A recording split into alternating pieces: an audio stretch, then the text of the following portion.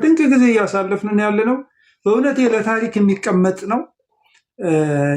አሁን ደግሞ ቲክቶክ ላይ እየተነሱ ያሉ ያው ቲክቶክ እኔ ሳያት የሆነ ድሮ የምንሰራትን በቡታጋዝ ላይ የምንሰራትን ሽሮ ትመስለኛለች።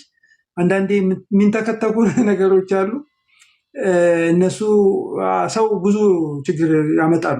በአንዳንድ ሰዎች ባላደጉ ሰዎች ህይወት ችግር እና እነሱ ሴትል ማድረግ አለባቸው። እኛ ታሪክ ያለን ሰዎች ነን። ነገሮችን አስበን አባቶቻችን ያደርጉበትን ጥበብ ወስደን የምናደርግ ነን እና እንደነዚህ አይነት ፕሮግራሞች በዓላማ ነው የማደርገው፣ አስቤ ነው የማደርገው እና መስማት አለብን። ጌታ ኢየሱስ ደግሞ እነዚህን ሰዎች በህይወታችን ዘመን በህይወት ኖረው ጸጋ በስቶላቸው ፓስተር እንግዲህ እንደምታዩት ሻርፕ ሚሞሪ ነው ያለው። የኛ በፌስቡክ እና በቲክቶክ እንትን ብላለች እና የበቀደም ዕለቱን እንኳን ማስታወስ የማይችል ነውና ከ50 ዓመት በፊት ያለው ነገር የፈረንጆቹን ስም ራሱ አይረሳም ፓስተር። እና ጌታ ይባርካቸው። 10,000 ሲሞላ ነገር 10,000 ሁላችሁም እስቲ አድርጉ አንድ ጊዜ። እናንተናችሁም ላይ አድርጉ፣ ፕሮፋይላችሁ ላይ ሁላችሁም እዚህ ላይ ያላችሁም ሌሎቻችሁም ፕሮፋይላችሁ ላይ ላይቭን አድርጉት። 10,000 ሲገባ ፓስተርን ቀጥታ ወደ ጥያቄ ይገባለሁ። ንገሩኝ፣ ጻፉልኝ ለእኔ ስለማይታይ 10,000 ሲገባ 10,000 ገባ በሉ። ጌታ ይባርካችሁ። ሼር አድርጉ ሁላችሁም በአንድ ላይ። እሺ የ10,000 ገባ። እግዚአብሔር ይመስገን። ፓስተርዬ እንግዲህ ቲክቶክ ላይ ማገልገል የለመዱ ሰዎች ታውቃለህ እየሰበኩ እያሉ እስቲ ታብታብ እናደርጋለን። ፑልፒት ላይ ሁሉ እንደዛ የሚሳሳቱ እንዳሉ ሰምቻለሁ። አዎ አንድ ሰው የሚቀልድ አለ። በአማርኛውን ወደ ደቡብ አድርጎ እስቲ ታብታብ አድርጎ የሚል የቀልደ ሰው አለ ሶሻል ሚዲያ ላይ ይቀልዳሉ። እና አገልግሎቱ እንደዛ ስለሆነ ግዴታ እንደዛ ማድረግ ስላለብን ነው። ፓስተርዬ በጣም ከባድ የሆነባችሁ ተግዳሮት ምንድን ነበር? ህብረቱ ሲመሰረት ቅድም እንግዲህ የተወሰነ እየነገርከን ነበር። ፔንቴኮስጤውን እንቅስቃሴ ግራ የገባቸው ሰዎች ሃሌሉያውን ብርድ ልብሱን ይቅርብኝ ያለች ሴትዮም እንደነበረች ሰምቻለሁ።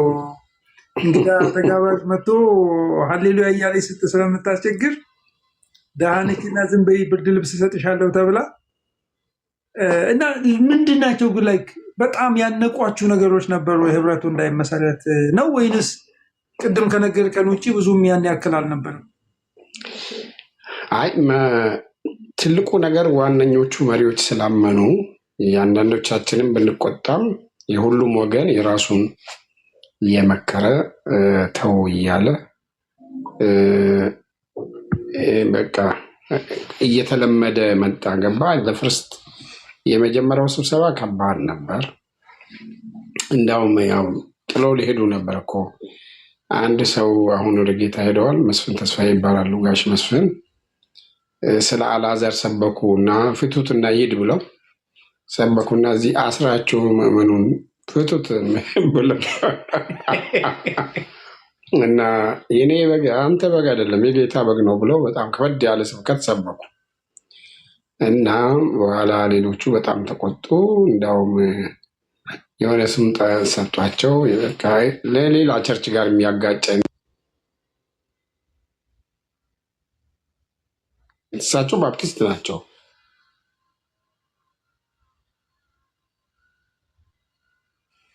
በራሳቸው ባክግራውንዳቸው ግን ያው የመንፈስ ቅዱስን ኃይል የተቀበሉ ስለሆኑ ግልጽ አድርገው ተናገሩ። በኋላ ይቅርታ ይጠይቁ ተባሉና ይቅርታ ጠይቃለሁ ብለው ወጥተው አንድ ሰው 100 ብር በፖስታ ቢልክላችሁ አሉ። 100 ብር ያኔ ብዙ ነው በነገራችን ላይ። በጣም በፖስታ ቢልክላችሁ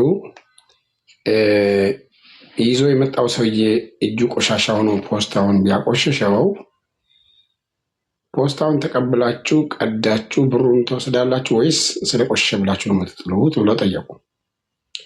አይ እኛ ቀደን ብሩን ከውስጥ እንወስዳለን አሉ ሰዎች። እንግዲህ እኔ ቆሻሻ ሊሆን እችላለሁ፣ በእኔ የተላለፈው ግን አሉና የእግዚአብሔር ቃል ቆሻሻ አይደለም አሉና ትንሽ ተናደዋል መሰለኝ። እናንተ አንገተ ደንዳኖች አባቶቻችሁ ነቢያትን እንደተቃወሙት የሚለውን ጠቀሱና እናንተ አንገተ ደንዳኖች አባቶቻችሁ ሚስዮናውያን መንፈስ ቅዱስ እንደተቃወሙት እናንተም ልጆቻችሁ ዛሬ ደርሳችኋል ብለው እንደገና ኢትዋዝ ብሎ በቃ ከባድ አንዱ እግር ላይ በቃ አንዱ እየለመነ ነው እንጂ በቃ እንሄዳለን አሉ። አንዳንዶቹ በስንት ግዞታ በስንት ልመና እንዲያልቅ ሆነ። ከዛ በኋላ በአመቱ ሲደረግ ጥሩ ነበር። ከዛ የተሻለ ነው። እንትኑ ቀነሰ፣ ቴንሽኑ ቀነሰ። እንደገና ተደረገ። ግን ከ71 በኋላ በኢትዮጵያ ዘመን አቆጣጠር በቃ ማድረግ ወደማይቻልበት ያው ስደቱ በጣም ስለጠነከረ ማድረግ አይቻልም ነበር።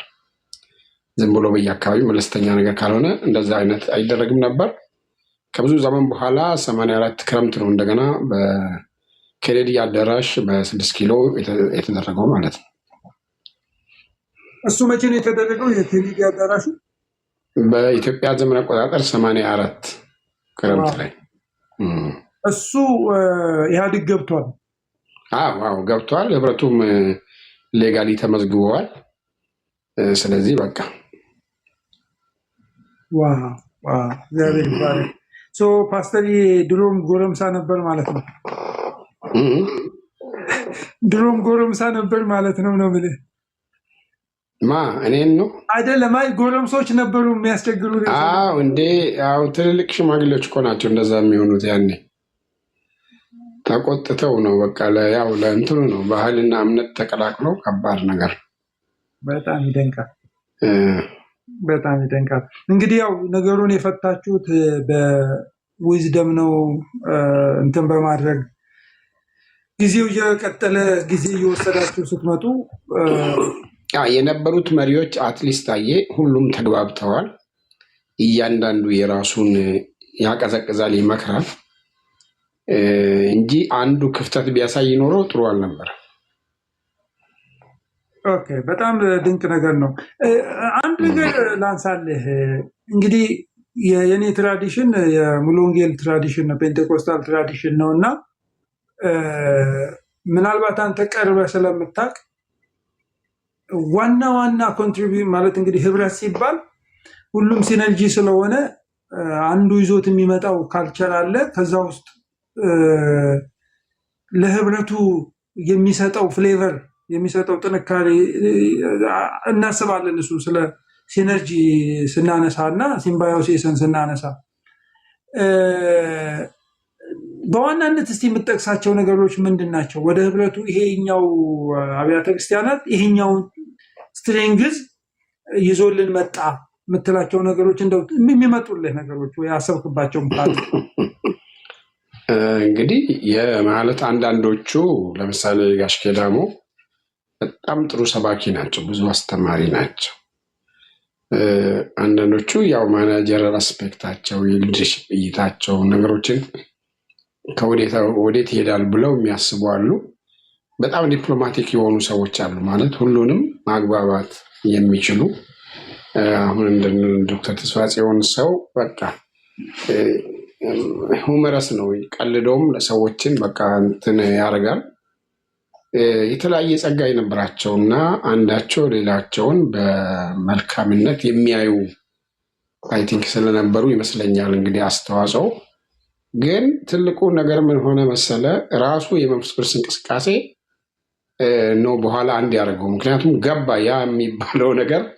ለምሳሌ አንዳንድ ሰዎች በጣም ሲቃወሙ የነበሩ ልጆቻቸው በመንፈስ ቅዱስ ተሞሉ ማለት ነው፣ የራሳቸው ልጆች ወጣቶች ውስጥ ገባ። ድሮ እኮ መንቀሳቀስ አይቻልም፣ ማጨብጨብ ክልክል ነው፣ ሃሌሉያ ማለት ክልክል ነው፣ አንዳንድ ቸርቾች ማለት ነው። በኋላ ግን ያ እየተለወጠ ሄዶ አሁን እኮ አንዳንዶቹ ለምሳሌ የኢትዮጵያ ወንጌላዊት ቤተክርስቲያን መካኒስን ሌሎቹ ሉተራውያን ምንድን ነው የሚሏት? ካሪዝማቲክ ሉተራን ነው የሚሏቸው። ለምን? የመንፈስ ቅዱስ ተገዝቶታል፣ ከላይ እስከታች ተቀብሏል። አሁን እኮ የተለየ እንዳውም የሚገርም ነው አሁን ባለበት ሁኔታ። ግን በዛ የስደቱ ዘመን አንድ ላይ መታሰር አለ። ልባል አንድ ላይ ማምለክ ብቻ ሳይሆን አንድ ላይ ደግሞ የሚታሰሩበት ጊዜ አለ። ስለዚህ ያን ጊዜ በመከራ ጊዜ መቼም የእግዚአብሔር መንፈስ ኃይል ነው የሚያስፈልግ እንጂ ሌላ ነገር አይደለም። መንግስት ደግሞ እኔ ገሌ ነኝ ምናምን አላቅልህም ነው የሚለው፣ ለይቶ አያውቅም። እስከ 68 ወደ መጨረሻ አካባቢ ከሀገር ግዛት ሚኒስቴር ቀደም ብሎ ፍቃድ ያላቸው ኦኬ፣ ግን በኋላ አላቅም እሱንም አላደርግ። ስለዚህ አብዛኛውን ኦልሞስት ኢሌጋል የማድረግ ሂደት ሲሄድ ሁሉም አንድ ሆነ ማለት ነው። ምንም መመኪያም ነገር የለም። በኋላ በመከራ ውስጥ ከመጽናት ውጭ ሌላ ትምክት የማይኖርበት ሁኔታ ተፈጠረ።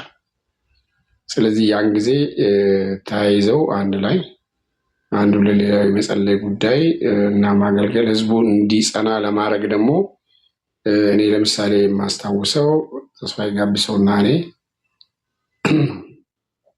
ከዮሐንስ ባሳና የሚባል አለ፣ አሁንም ዮሐንስ ባሳና እና ስምዖን ዳና ሌሎችም ወላይታ ቃለ ሕይወት ውስጥ ካሉ ሰዎች ጋር ወላይታ ውስጥ በሙሉ ሄደን ቃለ ሕይወት ቤተክርስቲያን ስናገለግል ስንሰብክ ወጣቶች በኮሙኒዝም እንዳይወሰዱ በቃ ያን ጊዜ እነሱ እንዳውም እኛን አንዳንድ ጊዜ ይጠብቁን ነበርን። መድረክ ላይ በልሳን የምንጸልይ መስሏቸው እንዴት ነው እናንተ ዝም ያላችሁት ሲሉን፣ አይ ይሄ እኮ የእናንተ መድረክ ነው፣ እምነታችን እንደተጠበቀ ነው፣ ግን እናንተ መድረክ ላይ የእናንተን ሬስፔክት ማድረግ አለብን ብለን አብረን ከዳር እስከ ዳር ተንቀሳቅሰን አገልግለናል። ለምሳሌ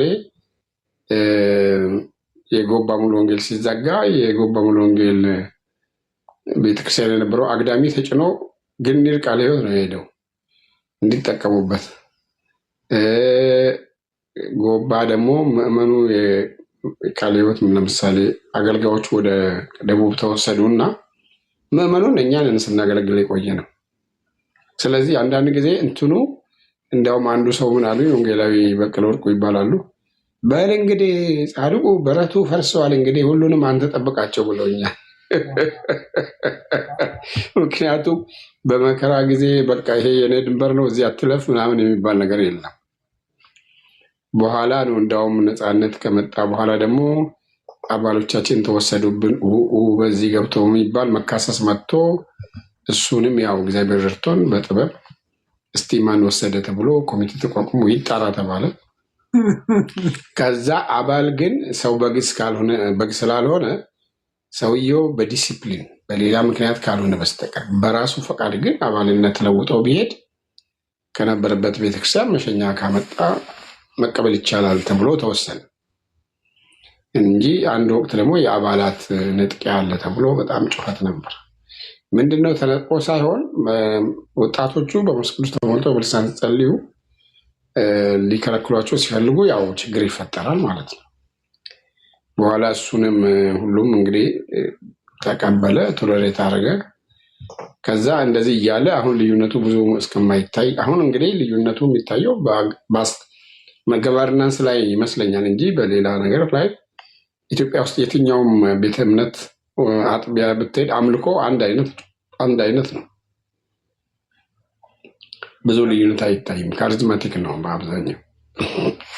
በጣም ድንቅ ነው። ይህንን ጌታ ኢየሱስ ይባርክ ፓስተር። ይህንን ፕሮግራም ሙሉ ኮንቴክስቱን ማግኘት ስትፈልጉ ወንድሞቻችን አሉ። አሁን እዚህ ጋር ዩቲዩብ ላይ የሚያስቀምጡ የምንወዳቸው ወንድሞች አይቻለሁ።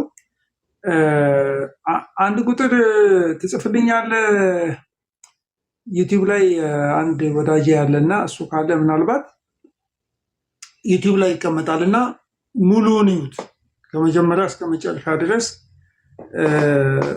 በደረጃ ነው ጥያቄዎችን እየጠየቁት ያለሁት እና ድንገት ሀሳቤ ላይ የመጣውን አይደለም የማደርገው። እሺ ተባረኩ። እየገባችሁ ፕሮግራሞችን እዛ ላይ የወንጌላውያን ድምፅም አለ እና ኮንቴክስቹዋል ነው። አሁን እየተነሱ ያሉ ጥያቄዎች ኮንቴክስት ጠብቀው ደረጃ በደረጃ ነው እየጠየቁት ያለሁት እና ድንገት ገብታችሁ የሆነ ኮንክሉዥን ውስጥ እንዳትገቡ ብዬ ነው። ፓስተርዬ እንግዲህ እየሄድን ነው ያለነው። ህብረቱ ከተመሰረተ በኋላ በመካከል እንግዲህ ያነሳቸውም ነገሮች አሉ። ነፃነቱም እንግዲህ አንጻራዊ ነፃነት ነው የምለው እኔ። አንጻራዊ ነፃነቱ ከመጣ በኋላ 1983 ላይ ምናልባት ነፃነቱ ራሱ እንደ ተግዳሮትስ ሆኖባችሁ ነበር ወይስ ላይ ዋና የምትሉት አሁን እስካሁን ድረስ ባለው የወንጌላውያን አብያተ ክርስቲያናት ህብረትን ሊያናጋ የሚችል የገጠማችሁ የምታስታውሳቸው አንዱ ለሶስት ማድረግ ትችላለህ? ምንድናቸውና እንዴትስ ፈታችኋቸው? ያው ነፃነት እንግዲህ በቤተ ክርስቲያን ታሪክም እኮ ነፃነት ራሱ ተግዳሮት ነው። ለምሳሌ በሐዋርያቱ ዘመን መከራ ውስጥ የነበረችው ቤተክርስቲያን የሮማው ንጉሥ እኔ በቃ አሁን አምኛለሁ ብሎ ከተጠመቀ በኋላ ክርስቲያን ሆንኩ ካለ በኋላ ቤተክርስቲያን ከመከራ ከስደት ስትወጣ እንዲያውም ቤተ መንግስት ጠርቶ ሲጋብዛቸው አንዳንድ አባቶች አንዳንዶቹ አይናቸው የጠፋ አለ፣ አካላቸው የጎደለ አለ እና በበጉ የሰርግ እራት የተቀመጡ የመሰላቸው ነበሩ ይባላል ሲቀልዱ። እና ዛት ማች ኢንትረስቲንግ ነው። በኋላ ግን ያ ፍሪደም እንግዲህ ምን አመጣ? የዚህ የሐሰት ትምህርት መፈልፈል አመጣ። አሪዮስ፣ ሰባሊዮስ ምናምን እያለ ቀጠለ። እንግዲህ እንደምናውቀው ነፃነት የራሱ ተግዳሮት አለው። ማኔጅ መደረግ አለበት ነፃነት። ያኛው ስደቱ በአብዛኛው አካላዊ ነው፣ ማስፈራራት ነው፣ ጽናት እሱም ይጠይቃል። በእርግጥ ይሄኛው ደግሞ ነፃነት አለ። መጽሐፍ ቅዱስ በብዙ ቨርሽን ይኖርሃል። በት ዩ ዶንት ሃቭ ቱ ሪድ ኢት። ታይም የለም ወይ ጊዜ ታጣለ ወይ የተለያየ ነገር ይመጣል እና የነፃነት ቻሌንጅ መቼም በጣም ከባድ ነው። በአንድ በኩል እንግዲህ የኢትዮጵያ ወንጌላውያን ቤተክርስቲያናት ህብረት እኔ ያው ለትምህርትም ውጭ የሚሄድ ያው ነበርኩና መጀመሪያ ቀደም እንዳልኩት አስተባባሪ ዋና ጸሐፊን ኖሮ ጋሽ ሙላቱ በላቸው ማነው በየነ ሙላቱ የዶክተር ስምዖን አባት እሳቸው ነበሩ። ከዛ ዶክተር አሳየኸኝ በርሄ መጣ። እሱ የተለያየ ኮሚሽኖች እንዲኖሩ አድርጎ ሲሰራ ቆይተዋል። ከሱ በኋላ ፓስተር ስዩም፣ ቀጥሎ ቄስ አለሙ፣ ከዛ እንደዚህ ወደ እኔ መጣ። እንግዲህ በየሰዎቹ ጊዜና ዘመን የራሱ ተግዳሮት የነበረው ነው። እኔ ስመጣ ደግሞ ትልቁ ችግር የነበረው ምንድን ነው?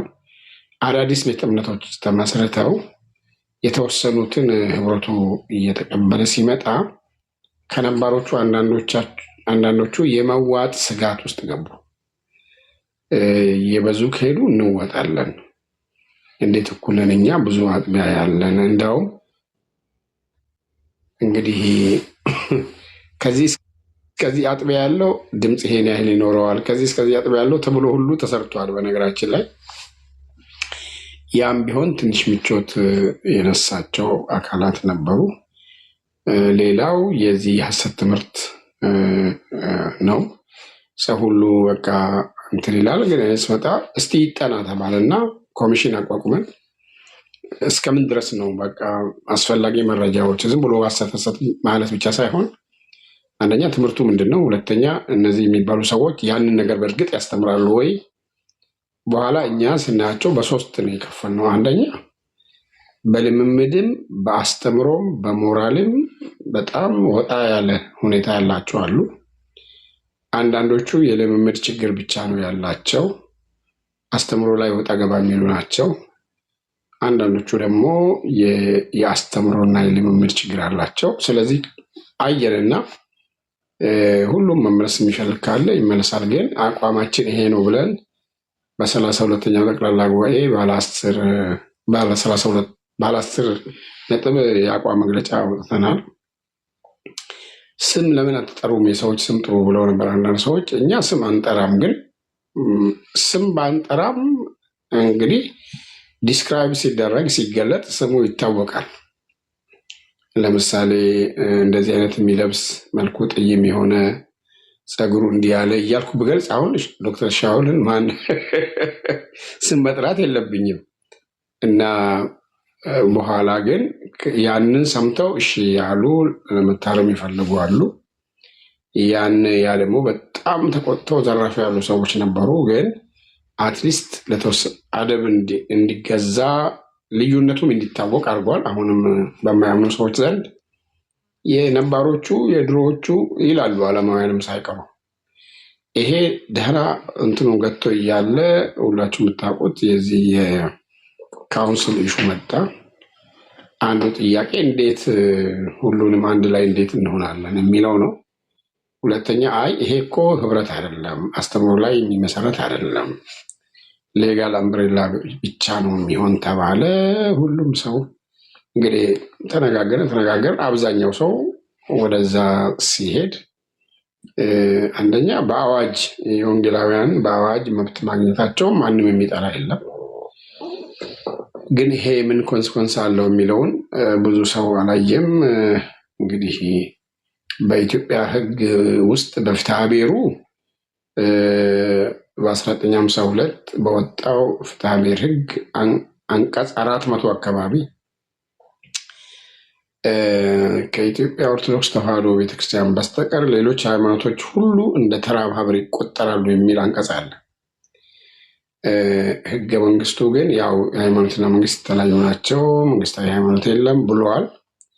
አሁን ግን ወንጌላውያንና እስላሞቹ በአዋጅ ይህ መብታቸው ይከበር ስለተባለ ያ ነገር ሂዶ ተሄዷል። ያ ሂደት በዛ ውስጥ ያለፍንበት መንገድ እጅግ ከባድ ለህብረቱ ሁሉና እጅግ ከባድ እና በጣም ከባድ የነበረ ነው። እንግዲህ እግዚአብሔር ረድቶን እግዚአብሔርም ደግሞ የፈለገው ስለሆነ ተቋሙ ቆሞ በሞራልም በማንኛውም ነገር ስታንዳርዱ ወይም ልኩን አሳይቶ አሁን ሰዎች ገብቷቸዋል ብዙ ነገር።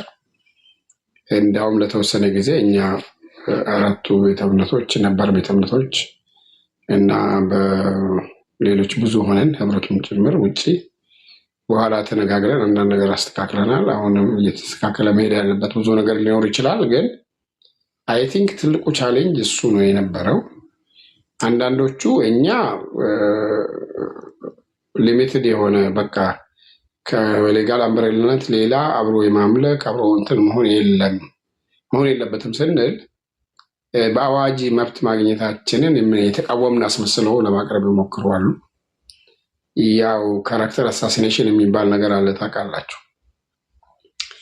በህይወት እያላችሁ አንዳንድ ሰው እናንተን ገለው ይጨርሳችኋል ማለት የማይቀባችሁ ቀለም የለም እና እሱም እያለፈ ነው። ግን ስቲል ወደፊት እንግዲህ አሁን አዲስ ደንብም እንዲሰራ ተደርገዋል። አሁንም ብዙ የሚሻሻሉ ነገሮች አሉ። በጸሎትም በትዕግስትም የኢትዮጵያ ቤተክርስቲያን ወዴት ነው የምትሄደው? የነገ መንገዷ እንዳያስፈራ በጣም መጠንቀቅ ያስፈልጋል። እንደ ቴዎሎጂ ተማሪ ያው እስከ ቴዎሎጂ እንደሚያጠና ሰው አሪዩ ፔሲሚስት ብሎ አንድ ሰው ሲጠይቅ አንዱን አያም ፔሲሚስት ኦፕቲሚስት ብሎታል። እና መጀመሪያ ይሄ ሁሉ ሊሆን ሲጀምር ቤዛችሁ ሊመጣ ቀርቧልና አሸክባችሁ እዩ ስለሚል ማለት ነው። እንዲህ ይሆናል፣ ሐሰት ይበዛል፣ እንዲህ ይሆናል ካለ በኋላ ግን ይሄ ሁሉ ሊሆን ሲጀምር ቤዛችሁ ሊመጣ ቀርቧል ስለሚል የመጨረሻው ዘመን ያው በመጨረሻው ዘመን የሚያስጨንቅ እንዲመጣ ይሄ ነው ወቁ ስለሚል በማርቆስ 13 በማቴዎስ 24 በማርቆስ 13 ሉቃስ 21 ይመስለኛል ክርስቶስ ስለምጽአቱ ሲናገር መጀመሪያ መስመር ላይ ያስጠነቀቀው ማንም እንዳያስታችሁ ተጠንቀቁ ብሎ ስለሆነ በመጨረሻው ዘመን ክፎችና አታላዮች እየሳቱና እያሳቱ በክፋታቸው እየባሱ ይሄዳሉ ስለሚል ትልቁ ቻሌንጅ ወደፊት ለቤተክርስቲያን እኔ የሚመስለኝ አንዱ የሐሰት ትምህርት ነው። ሁለተኛ ሞራልን ኮምፕሮማይዝ ማድረግ ነው። የቅድስናን ደረጃ ዝቅ አድርጎ ለማየት የመሞከር ነው እና አንድ ኢትዮጵያዊ እና እዚህ አሜሪካ መጣ አሉና የሰማሁት ነው እና አሜሪካ መጥቶ የማይሆን ነገር አየ በኢየሱስ ስም ሲል እና ሴት ስተሸች በኢየሱስ ስም እያለ ሲጮህ ቆየና ከዛ ወንድና ሴት ሲሳሳሙ ጌታ ይመስገናል አሉ። እና ዛሬ አንዳንዱ ኃጢአት እጅግ የከፋ ስለሆነ ለኃጢአትም ደረጃ እንዳንሰጥ በጣም መጠንቀቅ ያለብን ዘመን ነው። የእግዚአብሔር ቃል አይለወጥም። የእግዚአብሔር ቅድስና ስታንዳርድ አይለወጥም። እና ስለዚህ አንዱ ትልቅ ፈተና ወደፊት ኦልሬዲ ያለ የፖስት ሞደርኒዝም የምንለው ያው ታውቃላችሁ በጣም ከባድ ጊዜ ነው። እንግዲህ የሰው ልጅ በመጣ ጊዜ በምድር እምነትን ያገኝ የሆነን ብሎ ጌታ ጠይቋል። ከባድ ጥያቄ ነው። ሁላችንም ያው ቻሌንጆቹ ወደፊት ብዙ ናቸው፣ ግን እስትንፋሳችን በውስጣችን እስካለ ድረስ ሁልጊዜ እውነትን በፍቅር እኔ አንዱ የምጠላው ምንድን ነው ሐሰት ለመቃወም ብሎ ሰው መስደብ እኔ አልደግፍም። የሰውን ዲግኒቲ መንካት፣ ሰዎችን መስደብ በጣም ትክክል አይደለም። እውነትን በፍቅር መናገር ይቻላል እና በእግዚአብሔር ምሳሌ አርአያ የተፈጠሩትን ሰዎች ክርስቶስ የሞተላቸው እኔ መንግስተ ሰማያት አስገቢና አስወጪ አይደለሁም። አንድ ሰው ከክርስቶስ ጋር ያለው ልዩነት፣ ህይወት ትክክልነት መጽሐፍ ቅዱሱ ይነግረኛል። እውነት ግን በዚህ ፖይንት ላይ ልክ አይደለም ብዬ ልነግረው እችላለሁ። የድሮ ማስታወሻዎችን አየሁ። ድሮ ቴዎሎጂ ስኩል ከመግባት በፊት ድሮም ስለ ሐሰት ትምህርት አስተምር ነበር እና የሚያስቅ ነው። ያኔ እንትኖቹን አይቻለሁ እና ስለ ኦንሊ ጂሰስ፣ ጀሆቫ ዊትነስ፣ ባሂዝም፣ ስለ ሞርሞን እና የመሳሰሉት ምዕመናን አስጠነቅቅ ነበር እና አይ ቲንክ አንዳንዱ ስህተት ግልጽ የሚታይ ነው፣ አንዳንዱ ቡራቡሬ ነው። ከለሩን በቀላሉ መለየት አስቸጋሪ ነው። ምክንያቱም ሐሰት ሁልጊዜ ግማሽ እውነት ከሆነ ሐሰት፣ እውነትን በከፊል ማቅረብ ሰይጣንም ለሔዋን የነገራት እኮ በከፊል እውነት አለችበት ውስጡ እና ማንም እንዳያስታችሁ ተጠንቅቁ የሚለው ይሄ አንዱ ቻሌንጅ ነው ለማለት ነው። ሶሪ ወደ ሰው ከገባው አስተሪ አንተ የፈለከው እንድትናገር ስለምንፈልግ በጣም ደስ ይለናል። ቶት እንትናችንን ላይኑን እንደዚህ ገመዱን እንዳይስት በጣም እንትን እያደረኩ ነው ያለሁትና ሰዓት እናንተ ጋር በጣም ሄዷል አይደል? አዎ ዛሬ እንግዲህ እንቅልፍ ልትከለክለኝ ነው። ስንት ነው አንተ? ሚድናይት አልፏልና ሚድናይት አልፏል ቀረማ ሚድናይት አልፏልና እንግዲህ በዛው ኦልሞስት ያ እና በዛው ዋን ሊሆን ነው። የአብያተ ክርስቲያናት ህብረት መሪ ጠንካራ እንደሆነ በዛው ለማሳየት እንጠቀምበታለን ይህንን ፕሮግራም። በጣም ጌታ ብርታት ሰጥቶሃል። እግዚአብሔር ይመስገን። በጣም ደስ ይለናል። አንድ ብሬክ እንውሰድ ወይስ እንዴት እናድርግ? እንቀጥል። አንድ ዝማሬ ሰምተን እንቀጥል ወይስ ሪፍሬሽ ማድረግ ከፈለግ አንድ ጊዜ፣ ምክንያቱም ይህንን ፕሮግራም ኦኬ እንትን አደረግ። እሺ አንድ ዝማሬ ሀኒዬን እንትን ልበላትና እነሱ ይረፉ። እስከዛ ሀኒዬ ያለሽ ነው? መሽቷል እናንተ ጋር? እግዚአብሔርን መምሰል የእግዚአብሔርን የመምሰል ጉዞ በጣም በሂሚሊቲ የሚደረግ ነው። በጣም በጥንቃቄ የሚደረግ ነው። ክርስትናችን በጣም በጥንቃቄ የሚያዝ ህይወት ነው። እንትን አይደለም ይሄ በሆይ ሆይታ፣ በሩጫ፣ በመበሻሸቅ በቃ ይሄኛው የኛ እንትን አይደለም። በቃ እኛ የምንንቀሳቀስበት መንገድ እሱ አይደለም እና በእውነት በጥንቃቄ በማስተዋል እናደርጋለን። ፓስተር ወደ መጨረሻው እሄዳለሁ። አልይዝህም ብዙ። ጌታ ኢየሱስ በጣም ይባርክህ። በጣም ደስ ብሎናል። 50ኛውን ዓመት ስታከብሩ የነበረው ሁኔታ እንዴት ነው ፓስተር? ስትጀምሩ እንግዲህ የሞትን ድምፅ የሞትን ወሬ ሰምታችኋል። በሚያስፈሩ ሰዎች እጅ ገብታችሁ ሞት ወዝ ሪያሊቲ ለእናንተ ታሪካችሁን በደንብ ሰምተናል። እስር ቤት በነበራችሁ ጊዜ ከጎናችሁ ሰዎች ተወስደው ተገለዋል። በእናንተ ላይ ይቀርብ የነበረው ክስ ትልቅ ነው። መስዬ ሁለታችንን ጎን ለጎን አድርጊን። ሆፕ መሲ 10 ዓመት አከበራችሁ በእግዚአብሔር ጸጋ እና ሀወዝት ድባቡ እንዴት ነበር? እና ፓስተር የሚቀጥሉትን 50 ዓመታት እንዴት ታያቸዋል? እንግዲህ የ50ኛው ዓመት ባለፈው በኢትዮጵያ አቆጣጠር ባለፈው የፓስተርስ ኮንፈረንስ ላይ 1918ን 50ኛው ዓመት እናከብራለን ብለን ያበሰርንም ጊዜ በጣም የሚገርም ነበር። አድዋ መታሰቢያ ላይ ይሄኛውን ደግሞ እግዚአብሔር ረድቶን በመስቀል አደባባይ እንግዲህ መፈክር የእርግማን መፈክር በሚሰማበት የነበረ ቀይ ቀለም ጠርሙስ ሞልቶ እንደምናፈሳለን የሚባልበት በነበረ አደባባይ ነው። እኛ እርግጥ እዛ አደባባይ ባይሆንም በሌላ ጊዜ ምን ይሉ ነበረ?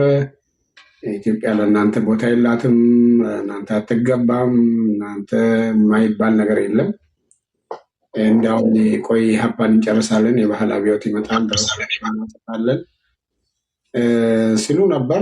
ይሰማል ይሰማል ፓስተር ይሰማል። እና እንደዛ ሲሉ የቆዩ ሰዎች እንግዲህ አብዛኞቹ በህይወትም የሉ፣ አንዳንዶቹም ድሮ ወደሚረግሟቸው ሀገሮች ስደት ሸሽተው ገብተዋል።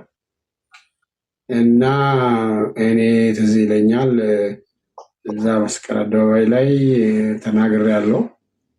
እኛ ድሮም አልተራገምንም አሁንም አልተራገምም ብያለሁ። ትዝ ከሚለኝ ነገር አንዱ እንግዲህ 50ኛ ዓመት የብዙ ቸርቾች ነው። ባለፈው ዓመት የይርጋለም ወንጌል አጥቢያ 50ኛ ተከብረዋል። የባሌም እንደዚሁ አክብረናል። እና 50 ዓመት እንግዲህ ቀላል ነገር አይደለም። የወርቅ የወልዩ ነው የሚባለው። እና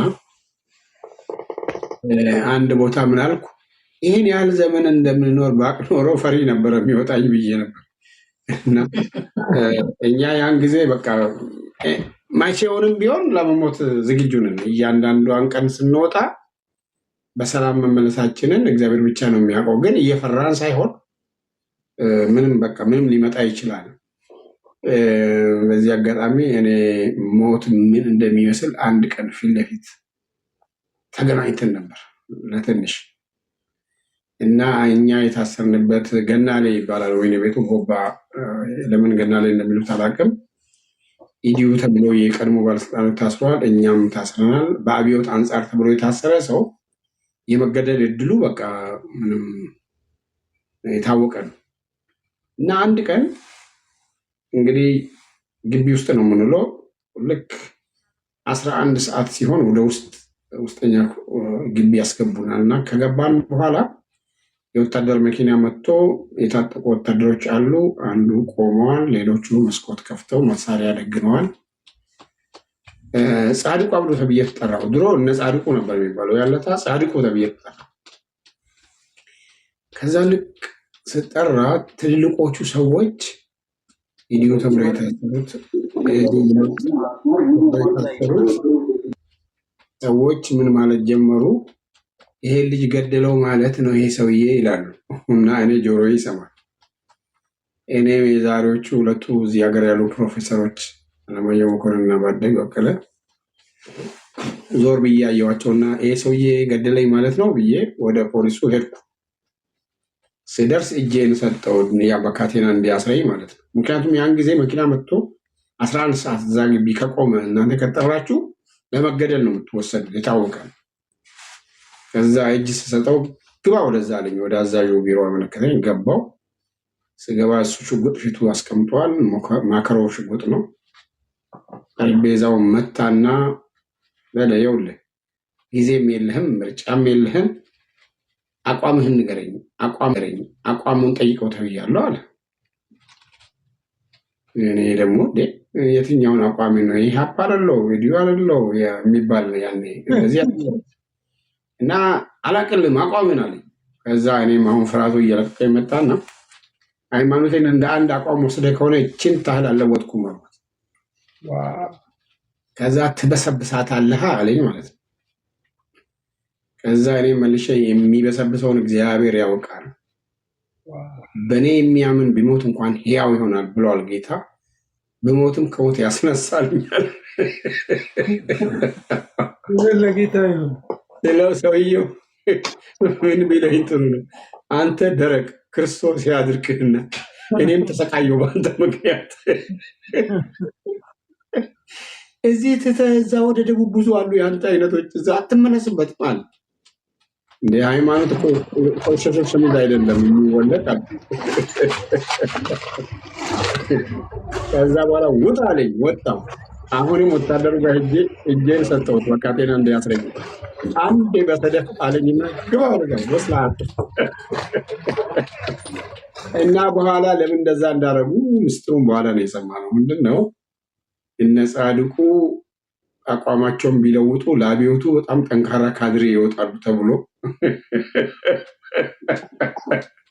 ያሰረን ሰውዬ ካድሬዎች ናችሁ ወይ ብሎ ነበር። አዎ አልኩት እኔ። የማን? የኢየሱስ ካድሬዎች ነን ብየዋለሁ። አሁን የኢየሱስ ካድሬዎችን የአብዮቱ ካድሬ ብናረጋቸው ለሀገሪቷ በጣም አስተዋጽኦ ያደርጋሉ ተብለን ነበር የተፈተን ነው። እኛ የኢየሱስ ካድሬዎች እስካሁንም የኢየሱስ ካድሬዎች ነን። እንግዲህ ካድሬ የሚል ትርጉሙ የአሁኑ ሰው ካላወቀ ፕሮፓጋንዲስት ማለት ነው። የዛ የርዕዮተ ዓለሙ አራማጅ ሰባኪ፣ ስለዛ ጉዳይ የሚያስተምር ማለት ነው። እና ኢት ዋዝ ሪሊ ቻሌንጅ። ግን እኔ አሁን የሚገርመኝ ይሄን ያህል ዘመን እንደምኖር ባቅ ኖሮ በጣም የመጨረሻ ፈሪ ነበር የሚወጣል። እና ምክንያቱም ስለ አንተ ቀኑን ሁሉ እንገደላለን እንደሚታረዱ በጎች ተቆጠርን የሚለውን ጥቅስ አምነን በየዕለቱ በሞት ሸለቆ እንኳን መካከል ቤት አንተ ከኔ ጋር ነህ ከሆን አልፈራም እያል በቃ ኤኒታይም ህይወታችን የሚገርመው ሌላ ቀርቶ እንኳን ይሄ ያል ኃጢአት መናዘዝ፣ ህይወትን ሁልጊዜ መመርመር፣ የበደለኝ የሚመስለኝ ወይ የበደልኩት የሚመስለውን ሰው ይቅርታ መጠየቅ፣ እሱ እንደጠበቀ ሆኖ ሌላ ቀርቶ አካላዊ ንጽህናችን እንኳን ተመተን ከኋላ ሜዳ ላይ ብንወድቅ ወዲያው እንደው ማይሆን ነገር እንዳይታይብን ብለን የአካላዊ ንጽህናችን እንኳን በየቀኑ ነው የምንንከባከበው ማለት ነው። ግን ሰው ስለፈለገ ሰው አይሞትም፣ ለመኖር ስለፈለገም ሰው አይኖርም። የሰው እስትንፋስ በእግዚአብሔር እጅ ስለሆነ ነው እንግዲህ ብዙዎቻችን እዚህ የደረስነው። እግዚአብሔር ደግሞ ህዝቡን ያው አብዝቶ ባርኮ አንዳንድ ብዙዎቹ የብዙ ነገር ሰዎች ሆነው በየፊልዳቸው እንደጸጋቸው ዛሬም ጌታንም ያከብራሉ፣ ቤተክርስቲያንም ያገለግላሉ። ስለዚህ የአሁኑ ቻሌንጅ ደግሞ ያው ቅድም ያልኩት ነው እንግዲህ የአሁኑ ቻሌንጅ አሁን ፊዚካሊ አንደበደብም፣ ግን ነፍሳችንን አእምሯችንን የሚያውኩ የሚረብሹ ሁልጊዜ ያው ለእውነት መቆም መቼውንም ቢሆን ሁልጊዜ አስቸጋሪ ነውና አብዛኛው ሰው የተቀበለው መቀበል በጣም ቀላል ነው። ግን ደግሞ እውነትን ይዞ መኖር ደግሞ እሱ ራሱን የቻለ ቻሌንጅ ነው። አሁን ፖስት ሞደርኒዝም ያው ሁሉ ነገር ከአንጻራዊነት ነው የሚታየው። እጅግ የከፉ የኃጢአት ልምምዶች ስላሉ አሁን ኃጢአት ደረጃ ይኖረዋል። ቅድም ሰውየው ኢየሱስም ስል ቆይቶ እግዚአብሔር ይመስገን እንዳለው አይነት ከባድ ዘመን ነው። ግን ለዚህም ዘመን የሚበቃውን ጸጋ እግዚአብሔር ይሰጠናል። ጌታ ኢየሱስ ይባርክ። በጣም ድንቅ ነው እንዳልከው ነው። ይሄኛው ዘመን እንደሚመጣ ብናስብ ማንናገራቸው ብዙ ነገሮች አሉ። እኔ እንኳን በራሴ እድሜ የማስታውሰውን ነገር ሳየው ለሞት የሚሰጡ ነገሮች መካከል እንኳን ገብተን ያልኳቸውን ነገሮችን ያስታውሳለሁ። በቃ ማለት ሰዎች ሊገሉ የሚችሉባቸው ቦታዎች ላይ ገብቼ ምንም አይመስለኝም ነበረ ስናገር እና እንዳልከው ይሄኛውን ላይፍ ብናስበው ትንሽ እንጠነቀቅ ነበር። የእግዚአብሔር ጥበቃ ቤተክርስቲያንን እዚህ ሁሉ ቻሌንጅ ውስጥ እዚህ ደረጃ በማድረሱ ክብርን ለእግዚአብሔር ብቻ እንድንሰጥ እንገደዳለን። በቃ ይህንን ሁሉ ያደረገው እግዚአብሔር ነው። የረዳን ያገዘን የደገፈን ቻሌንጆች አሉና እነሱን ቻሌንጆች እንግዲህ እናንተ አልነበራችሁም። ወደኋላ ተመልሳችሁ ወይ ወደ ውጭ ሀገር መሄድ አለባችሁ። በተደራጀ መንገድ እንደዚህ የተጻፈ ወደኋላ ሄዳችሁ ባዮግራፊ አንብባችሁ የምታዩት ነገር አልነበረም። ሰው ሁሉ ያው ወንጌልን ለመስበክ ለማገልገል ሩጫው ያንን የመከራ ዘመን ለማሳለፍ ነው እና አሁን የተጻፉ ያሉ ነገሮች አሉ። ያንተም ደግሞ የህይወት ታሪክ ኦልሞስት እንግዲህ እያለቀ እንዳለ ነው የማውቀው እና እሱ ደግሞ ሲወጣ ትልቅ ላይብራሪ ነው የሚሆንልን እና ፓስተር የጌታ ኢየሱስ ይባርክ። መጨረሻ ማነሳልህ ነገር ከዚህ ካለፉት ከግጭቶቹ ከንትርኮቹ ከአንዱ አንዱን የሚበድልበት የመበዳደል ህይወት ውስጥ በፖለቲካውም ዓለም በማህበረሰብም መካከል አንዱ በአንዱ የሮሮ ህይወት የሀዘን ህይወት ቀን እስኪወጣ የመጠበቅ ህይወት ሰው በቂምና በበደል ታስሮ ባለበት ሁኔታ ውስጥ የጻፍከው መጽሐፍ አለ እና ባለፈውም የተወሰነ ፕሮግራም ሰርተንበታል። ነገ በዲኤምቪ አካባቢ ላሉ ወገኖች ትልቅ እድል ተዘጋጅቷል። እስቲ ስለሱ ፕሮግራምም እንዳው በቃ ጠቅላላ አድርገህ ዲቴይሉም መሄድ አያስፈልግም። ያው ዲኤምቪ ያሉ ሰዎች መጥተው ያንን ፕሮግራም እንዲካፈሉ ኢንቫይት ታደርጋቸዋለህ እና ግን ያለፉትን ነገሮች ጋር አያይዘ ትንሽ ነገር አንድ 3-4 ደቂቃ። ይሄ እንግዲህ አሁን እዛ ቅድም ያልከው ቦታ አካባቢ የሚካሄደው በኖርዝ አሜሪካ የኢትዮጵያ ወንጌላውያን ቤተክርስቲያናት ህብረት እነ ዶክተር ቤዛለም የሚያስተባብሩት ነው። እኔ ወደዚህ ለስብሰባ ሲመጣ የተወሰነ መጽሐፍ ቢመጣ የሚል ያው ተነጋግረን ነው የመጣው። ስለዚህ አሁን ፓስተሮች የሆነ ስልጠና ነበራቸው ባለፉት 3 ቀናትም እዚህ አካባቢ ያሉት። አሁን በቡክ ሪቪውም እኔም የተወሰነ በልቤ ውስጥ ያለውን ከዚህ አንጻር ለመጋቢያን በሙሉ ጊዜ ቤተክርስቲያን ለሚያገለግሉትም የሚመጡ ሌሎች ምዕመናንም ይኖራሉ፣ የማካፍለው ይኖራል። መጽሐፉን የሚገርም እኔ 17 ዓመት ስል ነበረ፣ ግን አሁን የማገኘው መረጃ ሁሉ በጣም የሚገርም ነው። አንዱ ልጅ ናይሮቢ ራሱ ተማሪ ሆኜ እንደሰበኩ ነገረኝ እና ሌላ ሰውም እንደዚሁ አሳሳ ተጣልተን እኮ ልታስታርቀን መጥተህ መጽሐፉን ስታስተምረን አብድዩን እንዳውም እኛው እዛው ታረቅን አለኝ።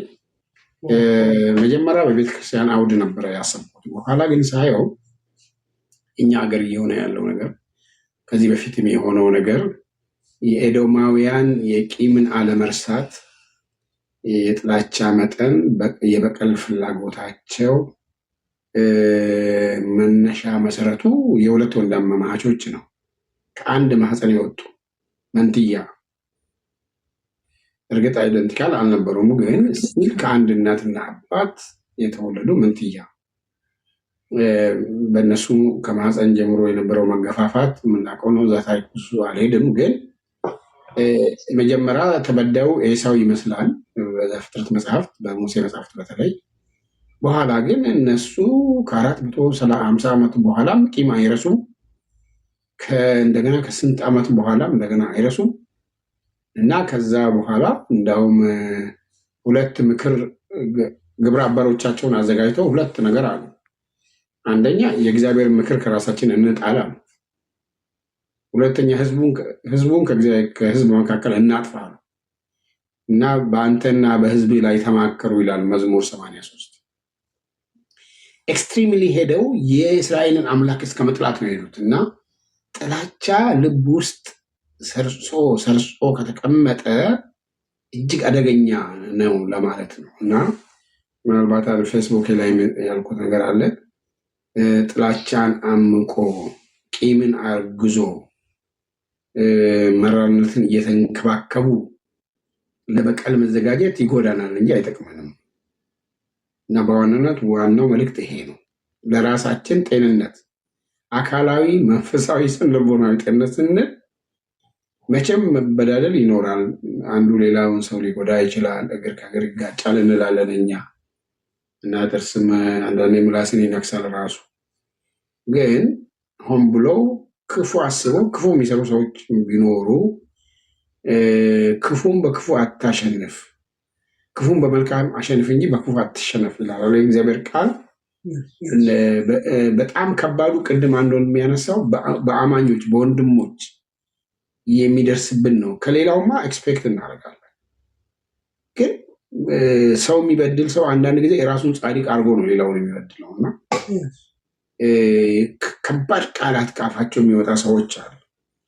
እንዲህ ጌታ እንደዚህ ያየኛል እንደ እስክትሉ ድረስ ማለት ነው። እኛ በተለይ ሊደርሺፕ ውስጥ ውሳኔ ስትሰጡ ውሳኔው የሚያስከፋቸው ሰዎች አሉ፣ የሚያስደስታቸው ሰዎች አሉ። አቋም ካላችሁ አቋማችሁ ሰውን ሁሉ አያስደስትም።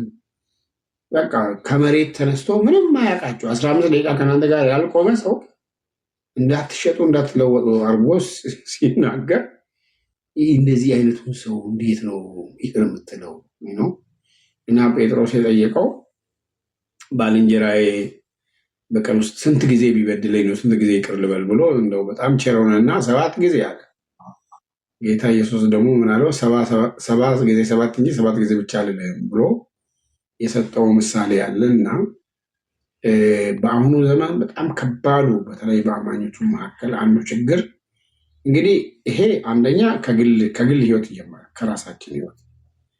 እኔ በግሌ መራርነትን ማስተናገድ ሃርበሪንግ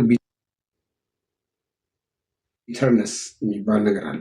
አይ ሹድ ኖት አይ ውድ ኖት ቢተርነስን ሃርበር ማድረግ ወደብ እንዲቀመጥ እኔ ልብ ውስጥ ወደብ መስጠት ለቢተርነስ ለምሬት ጥሩ አይደለም ነው፣ ይጎዳል ግለሰብ። ሁለተኛ እንደ ፋሚሊ እንደ ቤተሰብ፣ ሶስተኛ እንደ ቤተክርስቲያን፣ አራተኛ እንደ አገር። ይሄ በጣም አደገኛ እና በእውነቱ ይሄን መጽሐፍ በአገር ቤትም ያው አድዋ መታሰቢያ ሲመረቅ በኋላ ቀጥና ሁለት ደግሞ ለብቻም ወንጌሎች በየከተማው አዋሳም፣ ሻሸመኔም፣ አርባ ምንጭም ብዙ እንዳውም የፖለቲካ ሰዎችን ጭምር ያው ይሄ ለእኛም ለሀገር ጭምር የሚያስፈልጋል ነው፣ ይሄ ትልቅ አስተዋጽኦ ነው ብለው የሚቀበሉ የተቀበሉ አሉ። እንግዲህ እግዚአብሔር ለፍሬ ያርግልን ነው የምለው ይሄንን። እኔ ግን ከራሴም ካለፍኩበት በእኔም ላይ ከደረሰ እኔም ሌላ ሰዎች ጎድቼ ሊሆን ይችላል። መቼም ለራስ ሲቆስባ ያዘንሱ ይባላል። ብዙ ጊዜ ሰው የራሱ አይታየውም፣ ግን አምሹር በእኔ ምክንያት የተጎዱም አሉ፣ ይቅርታ ጠየቅናቸው ሰዎች አሉ። ከነዚህ ሁሉ በመነሳት በተለይም የእግዚአብሔርን ቃል ደግሞ ትንቢተ አብድዩን እንግዲህ ማይነር ፕሮፌትስን ስማር ነው በደንብ የገባኝ። በአገር ኮሌጅ በነበርኩበት ጊዜ ትንቢተ አብድዩ ላይ ሳይ ለካ ኤርሚያስም ላይ አለ። አብድዩ 21 ቁጥሮች አሉት። ኤርሚያስ 49 ከ7 እስከ 22ም እንደዛው ነው።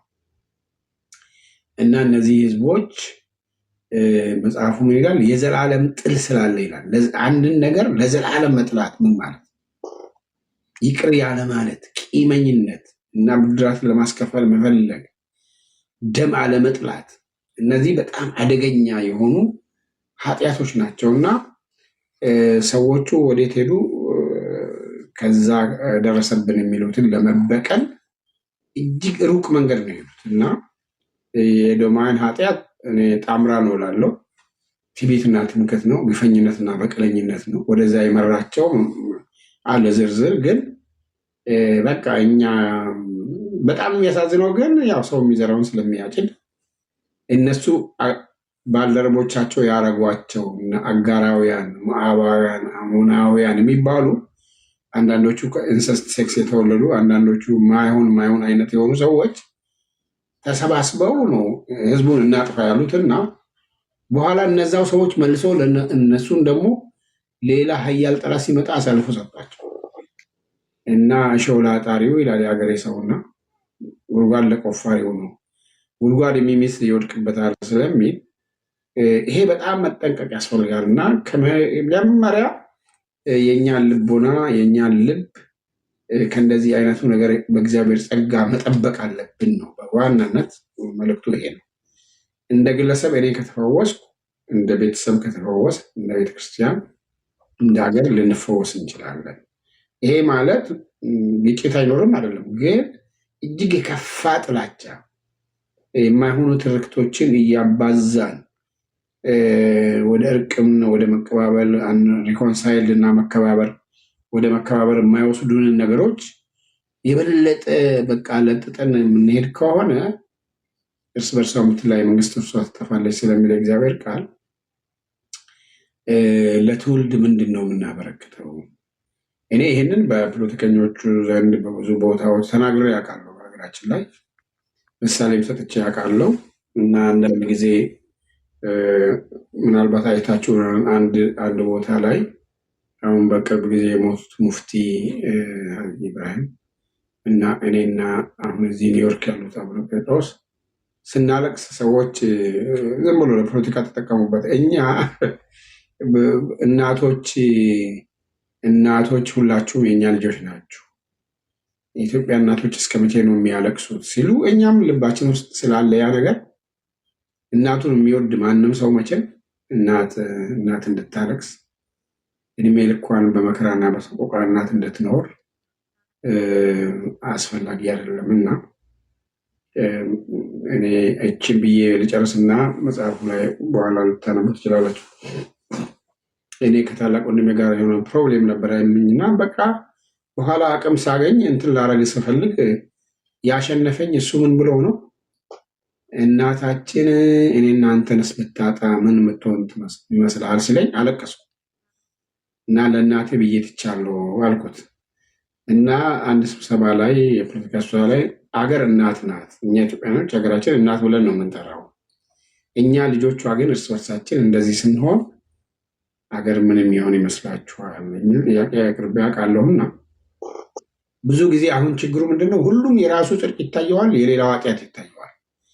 ራሱን ለማየት የሚሞክር ሰው የለም። እኔ ጋር ችግር ይኖር ይሆን ወይ የሚል የለም እና እያንዳንዳችን ራሳችንን አይተን ልባችን የምሬት ማደሪያ እንዳይሆን ከልክለን የበደለንን ሰው ይቅር ብለን እኛም የበደልነው ካለ ይቅርታ ጠይቀን መፍትሄው ይቅርታ እርቅና ምህረት ነው የሚለው የመጨረሻው ምዕራፍ 3 ላይ መፍትሄውንም ያስቀምጣል። ከልብ የሆነ የታይታ ኢሞሽናሊ ለጊዜው የሚሆን ሳይሆን ሪሊ ከልብ የሆነ መፍትሄ እሱ ነው የሚል ነው እላለሁ። እግዚአብሔር የባርክ ፓስተር። በጣም ዲፕ ነው የእውነት ዲፕ ነው። ከቴዎሎጂካል ኮንስትራክቱ አንስቶ እስከ ሬሌቫንሱ በዚህ ሰዓት ፕሮፌቲክ ነው ሚኒስትሪው። መጽሐፉ ፕሮፌቲክ የፕሮፌት ነው የማይነር ፕሮፌትስ አንዱ ግን ይሄንን መጽሐፍ ከልባችን እኔ እንደዛ ላለው ፓስተር እኔ ከልቤ ኢትዮጵያ ይሄ የዚህ መበደልና የመበደል አዙሪት ውስጥ ጊዜ ጠብቀን የምንበድልበት ስንበደል ሮሮ ውስጥ የምንገባበት ይሄ ቪሸስ ሳይክል የሚባለው የምንወጣበት እንዲሆንልን እንደ ህዝብ ሁል ጊዜ በተስፋ ብቻ ሳይሆን በሌላው ዓለም እንደተደረገው አሸናፊው ማግናኒሚቲ የሚያሳይበት ምንድነው ልበሰፊነት የሚያሳይበት ተሸናፊው ደግሞ ነገሮችን በሂዩሚሊቲ በትህትና የሚቀበልበት እንደዛ አይነት አዙሪት የምንወጣበት ሁልጊዜ በተስፋ ብቻ የማንኖርበት በቃ እንደዚህ ይሆንልን ይሆን እያልን እንደዚህ ኢትዮጵያ እንደዚህ አይነት ጊዜ ላይ ትመጣለች ወይ እያልን ሁልጊዜ የማንኖርበት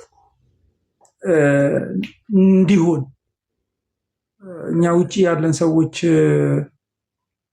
ሁሉም ሰው ጠባጫሪ አይደለም፣ ሁሉም ሰው ደግሞ ሰላም ፈላጊ አይደለም። ነገር ግን ሁላችንም ራሳችንን እዛ ጫማ ውስጥ እየከተትን እናያለን። ሁልጊዜ ቫይለንስን ይወልዳልና ቫይለንስ ሲሪየስ ነገር ነው። ይሄ ለወንጌላውያን ብቻ የተጻፈ መጽሐፍ አይደለም። በቀለኛውን ያጠፋዋል ነው የሚለው በፓስተር አብዱ የተጻፈው መጽሐፍ፣ በጻድቁ አብዱ የተጻፈው መጽሐፍ።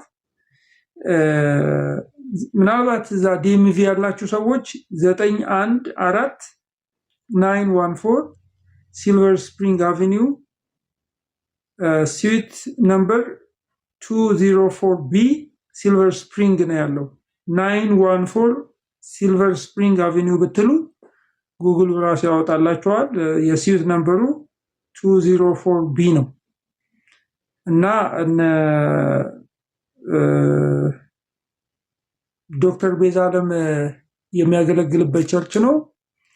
የዚህ ሰሜን አሜሪካ ውስጥ ያሉ በዲኤምቪ ያሉ አገልጋዮች እነ ፓስተር ግብርሽም ግብረ ኃይልም አሉ ወገኖች ተሰባስበው ጥሩ ጊዜ እንደምጠኔ በጣም I wish if I was there ብገኝ በጣም ደስተኛ ነበር።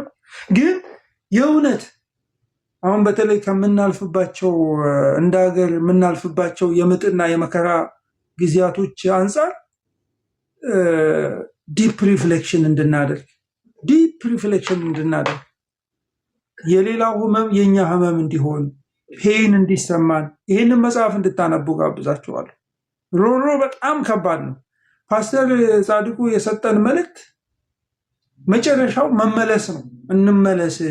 ይሄ ሳይክል የኔ ተራ ደርሶ ሳይክሉን ደግሞ ያንን ነገር እፈጽመዋለሁ የምንልበት የምንጠብቀው ለሌላ ሳይክል የሚያዘጋጀን ነው የሚሆነው እና በቃ ዳኛችን እግዚአብሔር ነው፣ ፈራጃችን እግዚአብሔር ነው ብለን ህግን ሰጫችን እግዚአብሔር ነው ብለን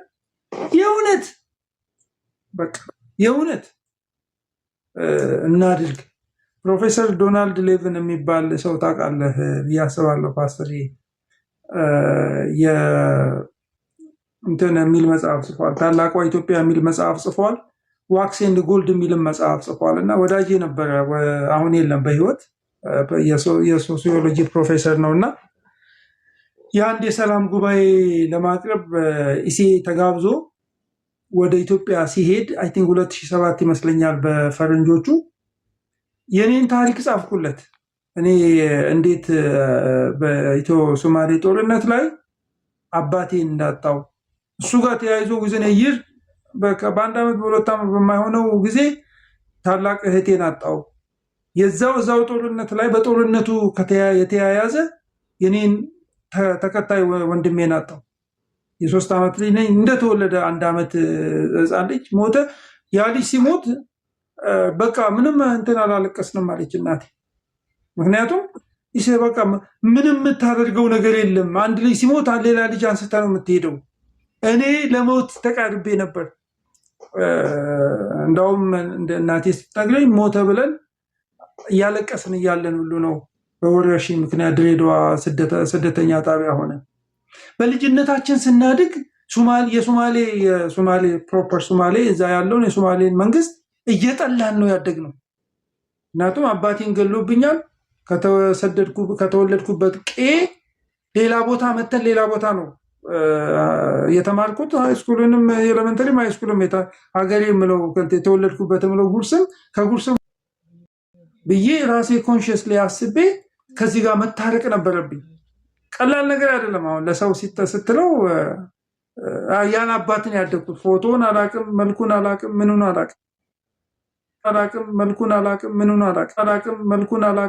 አላቅም፣ ያ ጥላቻ ከባድ ነው። አክሰስ አለኝ እኔ አሁን በዛ ጥላቻ ላይ ፖለቲካ ለመሰረት ይችላሉ እና ይህንን ነገር ለፕሮፌሰር ዶናልድ ሌቪን ጽሁፉን ላኩለት የኔ ኤክስፒሪየንስ እና ፍቃድ ጠየቀኝ። ይህንን ነገር እንዳቀርበው ፈቅድልኛለሁ ብሎ እና ችግር የለውም በጣም ደስተኛ ነኝ ብዬው ጋበዘኝ። እዛ ኢሴ እንትን ላይ ማለት ነው ጉባኤ ላይ ፕሮፌሰር እንድሪያስ የነበሩበት ጉባኤ ነው እና ጽሁፉን አዘጋጅቶ በቃ እዛ ኦፊሻል እንትኑ ላይ የኔን ታሪክ አስገብቶታል። ለምን ብለህ ስትጠይቅ የሆነ ቦታ መቆም አለበት። በቃ የተበደለ ሰው አለ፣ የሚያለቅስ ሰው አለ እና አሁን ባለንበት ሁኔታ ላይ ሆነን እኛ ስላልተነካን እኛ ላይ ስላልደረሰ ብለን መሆን የለብንም። በቃ ፍትህ የእግዚአብሔር ስለሆነ ከተጎዱ ከተበደሉ ሰዎች ጋር እንጮሃለን። በደልን ግን ይዘን ለበቀል እንድንነሳ ግን ሰዎችን ማነሳሳት የለብንም እና ጌታ ኢየሱስ ይባርክ። ፓስተርዬ በጣም በጣም ደስ ብሎኛል። በጣም ነው የማከብርህ የምወድህ። ምናልባት ይህንን ፕሮግራም ከመጨረሳችን በፊት 1 ደቂቃ 2 ደቂቃ ወንድማችን ሰሙ ከኢትዮጵያ ኦርቶዶክስ ቤተክርስቲያን አገልጋይ የነበረ ልጅ ነው። በአፖሎጀቲክስ ስራ የሚሰራ ልጅ ነው። እናንተ ህብረት ውስጥ መሆን እፈልጋለሁ እና ብሎ እኛን የተቀላቀለ ወንድም ነው በቅርብ ጊዜ እና ምናልባት እሱ ጥያቄ ካለው ወይ የሚናገረው ነገር ካለ ይናገርና ሌሎቹን አንዳንድ ደቂቃ እድል ሰጣቸዋለሁ፣ እንጨርሳለን። አናቆይም። ፓስተር ጌታ ኢየሱስ ብሩክ ያድርግ። ሰሙዬ የምትለው ነገር ካለ ለፓስተር እንትን በል።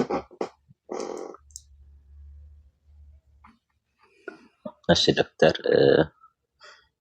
ፓስተር ሰላም ክርስቶስ ከእርሶ ጋር ይሁን። ያው ሁሉን እግዚአብሔር እንደወደደና እንደፈቀደ ነው የሆነው። በሰው ሐሳብ የሆነ ምንም ነገር የለም። እግዚአብሔር ለወደዳቸው ለመረጣቸውና የእርሱን ዓላማ እንዲፈጽሙ ለሚፈልጋቸው ሰዎች ይሄን እድል ይሰጣልና ያው እግዚአብሔር ወዶ ነው እኔም ከእናንተ ህብረት ውስጥ የተጨመርኩትና ያው ብዙ ጊዜ ማውት ትምህርቶችን እከታተላለሁ እሰማለሁ በደንብና አይከታተል የነበረውም ኦብጀክሽን ነበር። አሁን ላይ ፖዚቲቭሊ ሐሳቦችን ስሰማ ጀስት ቼንጅ ሬዚስታንት ነበርኩና በጣም ሬዚስት አረግም ነበረ። ያው ለወደፊት ማወራቸው ብዙ ነገሮች ይኖራሉ። ጀስት አንዳንድ ጊዜ በዚህ አዲሁማን ቢንግ ነገሮችን እንትን ስንል ትንሽ ከበድ ይላሉ። ያው ገና እየመጣውም ስለሆነ ይሄን እድል አግኝቼ እርሶን የመስማቱን ፖዚቲቭሊ የመስማቱን እድል ስላገኘው በእውነት ከልቤ ነው አመሰግነው። ያው ለወደፊት እግዚአብሔር ከፈቀደ ያው ከእርሶ እማራለሁ ብዬ ተስፋ አደርጋለሁ። በጣም ቴንኪዩ አመሰግናለሁ። ያው ለምስጋና ነው ዶክተር ሳሙዬ። ጌታ ኢየሱስ ይባርክ። በቃ በጣም እንወዳለን። የሆነ ግሩፕ ለማብሸቅ ግን አይደለም እኔ አንተን መወደድና እዚህ ጋር እንድትመጣ እንድትሰማው ፓስተርን የፈለኩት። በቃ እኔ ሰሙን ነው መወደው አለበ። የኔ ፍልስፍና እንደዛ ነው። በቃ ሰሙ ወደ ህብረት ሲመጣ ሻውልን እፈልገዋለሁ ወንድሜ እንዴ ዳት ኢዝ ኦንሊ ኦብጀክቲቭ አይ ሃቭ። የሆነ ሰው ለማብሸቅ አይደለም ሰሙን እኔ መወደው። እሱ ማይንድ ሴት ይኑረን። ዳት ኢዝ ማይንድ ኦፍ ክራይስት። በቃ ሰሙን ወደዋለሁ። ከኔ ጋር ደግሞ ሰው ሲለይ እናንትን ሲል ስለሄደ የሆነ ቦታ ስለሄደ አይደለም እንትን የምለው ከህብረቴ ስለተለየ እኔ እውነት ነው የምለውን ነገር ስለጣለ ነው ማዝነው ማለቅሰው እና እንደዚህ አይነት ቪዲዮዎችም ሰርቼ ታውቃላችሁና ተባረኩ። ፓስተርን ብዙ አንይዘውም፣ ግን እንደው 1 ደቂቃ መናገር እፈልጋለሁ የሚል ሰው ካለ ይናገርና ፓስተር ለታመሙ ሰዎች ፓስተርዬ ጸልየ ለተቸገሩ ሰዎች ጸልየ ባርከ እንትን እንድትል ነው የምንፈልገው። ከአረጊ አጠር አድርገህ የምትጠይቀውም ወይ የምትናገረውም ካለ 1 ደቂቃ ሰጣቸዋል። ዶክተር ይቅርታ፣ አንድ ሚቲንግ ልገባ የስብሰባ አዳራሽ በር ላይ እስከ መጨረሻው ልስማ ብዬ እየጠበቅኩ ነው። ተናግሬ ልውጣ። ፓስተር ጻድቁ ተባረክ። ጌታ እድሜህን ያረዘመልን እድሜ የጨመረልን ከአንተ ብዙ የምንማረው ነገር ስላለ ነው። አሁንም እድሜና ጤና እግዚአብሔር ይጨምርልህ። ብዙ እንድትናገር ቀሪ ጊዜህን ብዙ እንድትናገር ብዙ እንድትጽፍ እና ለኢትዮጵያ ቤተክርስቲያን አሁን በብዙ አቅጣጫ ሊረዳ የሚችል ዊዝደም የአይሁድ ትራዲሽን ኦልድ ቴስታመንት ላይ አንተም እንደምታውቀው የሴጅ ትራዲሽን ነው፣ የጠቢባን ትራዲሽን ነው። ጠንካራ እምነት ሆኖ እንዲቀጥል የረዳቸው በኋላም ኢየሱስ በተራራው ስብከት ያንጸባረቀው ያን የዊዝደም ትራዲሽን ነውና የእናንተ ንግግር በጣም አስፈላጊ ነው። ያለፈው የ50 100 ዓመት የኢትዮጵያ ቤተክርስቲያን ታሪክ በስነ ስርዓት በጆሮአችን በልባችን መጻፍ መቀረጽ አለበት። እግዚአብሔር እድሜ ጤና ይጨምርልህ። በጣም ዶክተር ሻውል በጣም ተባረክ፣ እናመሰግናለን። እዚህ ያላችሁ ሁላችሁም ተባረኩ። መልካም ምሽት፣ መልካም ቀን። እሺ እብዬ ተባረክ፣ ኑርልን። እሺ አረጊ 1 ደቂቃ ሰጣለሁ፣ እንዲሁ እንደሱ እንትን በለ። ሰላም እንደገና። በጣም ደስ የሚል ፕሮግራም ነው።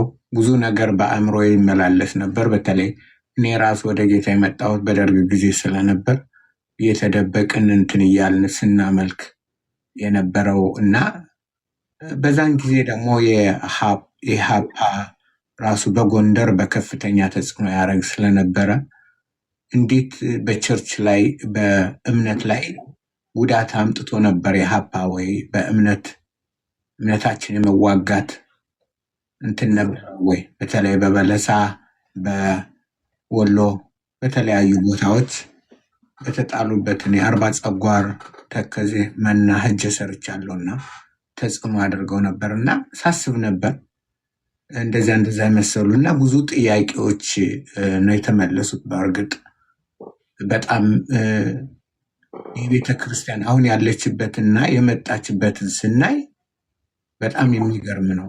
ምክንያቱም ተቻችለው ምን ብሎ ነው ከዚህ የደረሱትና ይሄ በጣም በጣም ደስ ተሰኝቼበታለሁ። ወደፊትም ደግሞ ከዚህ ተምሬ የራሴን እንትን አስተዋጽኦ ማድረግ ይኖርብኛል ብዬ አምናለሁ። ትልቅ ትምህርት ነው። ጌታ ይባርክዎት። ተባረክ አረጌ፣ ተባረክ። ፓስተር ግብርሽ በአንተ ልስጥ።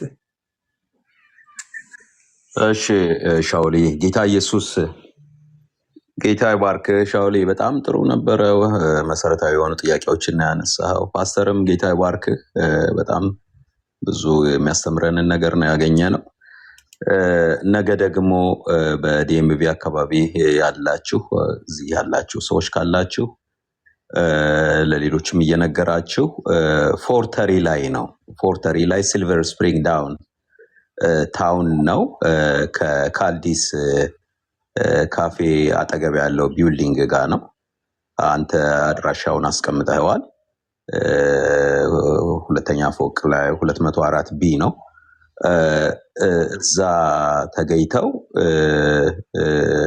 ደግሞ በዛ የሚሰጠውን ስልጠና በደንብ ፓስተርንም ትምህርት ስለ መጽሐፉም የሚደረገውን ነገር እንዲካፈሉ በጣም ኢንከሬጅ አደርጋቸዋለሁ። ነገ ቅዳሜ ነው።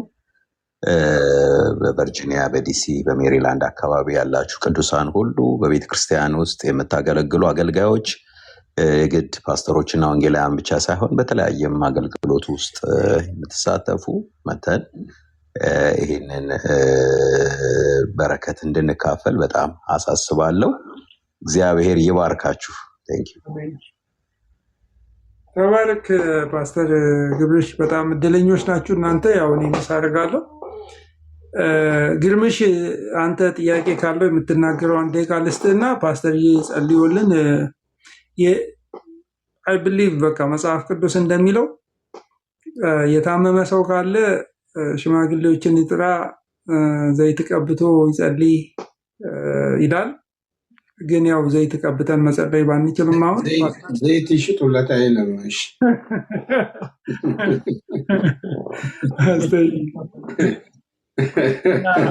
ፕሮግራሙ ስንጀምር እንደዛ አይነት እንትን አለ ነበረን። ጌታ ደግሞ ያደርጋል ይችላል። የታመማችሁ ሰዎች፣ በተለያየ ችግር ያላችሁ ሰዎች ፓስተር ይጸልይልናል። ግርምሽ ልስጥ ለአንተ የመጨረሻው። እሺ ዶክተር የተባረክ፣ ጌታ አብዝቶ ይባርክ ይሄንን እድል ስላመቻቸህልን። እንደዚሁም ደግሞ ፓስተር ጻዲቁን በእውነት ጌታ አብዝቶ ይባርኮት። ፓስተር ጻዲቁ በጣም እንወዶታለን። በጣም ጥሩ ፖይንቶች አድሬስ ተደርገዋል። የዛሬዋ ቤተክርስቲያን ምን ላይ ትኩረት ማድረግ እንዳለባት በጣም ቦልድሊ ያወቅንበት የተረዳንበት ነው። እንደዚህ አይነት አባቶችን ደግሞ እግዚአብሔር ያብዛልን ነው የምንለው እና ፓስተር ጻዲቁ እንደው እንወዶታለን። ጌታ አብዝቶ ይባርኮት። በጣም እንወዶታለን። ዶክተርዬ፣ በዚህ የነበራችሁ ሁላችሁንም ወንድማችን የምንወድ ወንድማችን ሰሙሻ፣ ጆንዬ፣ ዘ ኦፕንድ፣ ገብርሽ፣ ፓስተር ሁላችሁንም በጌታ ሰላም ወዳችኋለሁኝ። ተባረኩልኝ። ጸጋ ይብዛላችሁ። አሜን አሜን። ጌታ ኢየሱስ ይባርካችሁ። ገባ ነው። እሺ መጨረሻ ሆነሽ አጠር ያድርገን እንትን ነበር እሺ ታንኪ ዶክተር ታንኪ ፓስተር ጻድቁ። አንድ እንደ ኮሜንትም እንደ ጥያቄም እንደው እንዲታሰብበትም ፈልገው ነገር አለ ዶክተር ሻውል። ፓስተር እንደሚታወቀው ያው ብዙ ሰዎች እንግዲህ አሁን እዚህ ደይስ ወደ ሴፍ ወደ ሆኑ ወደ ዋና ዋና አብያተ ክርስቲያናት የመፍለስ ነገር አለ። እኔ ሸገር ሲቲ የሚባል አካባቢ ነው የምኖረው።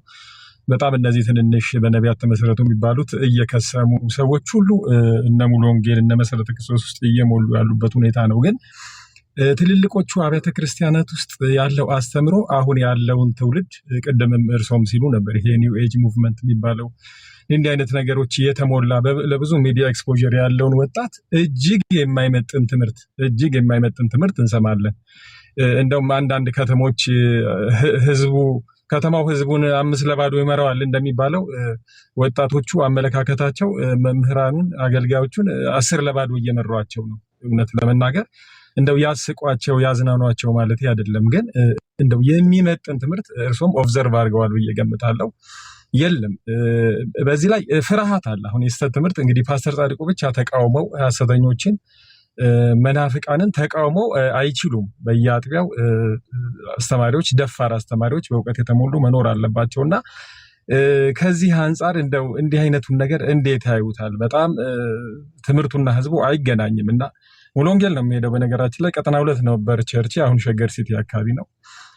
ያው የምናውቀው ነው። መጨረሻ ላይ እሳት ወረደ፣ እሳት ይዛችኋል፣ ነካችሁ፣ ተዘጋጁ ምናምን አይነት ነገርና በጣም ሬሌቫንት ያልሆነ ትምህርት እንመለከታለን። እና እንደው እነዚህ ነገሮች እንዴት ነው መስተካከል የሚችሉት? ወጣቶቹን እንጣቸው፣ አሁን ልጆቹን እንጣቸው። እንዲህ አይነት ትምህርት እየተመገቡ ነው የሚኖሩት። ሐሰተኞች ተፈርተው እስከ መቼ ድረስ?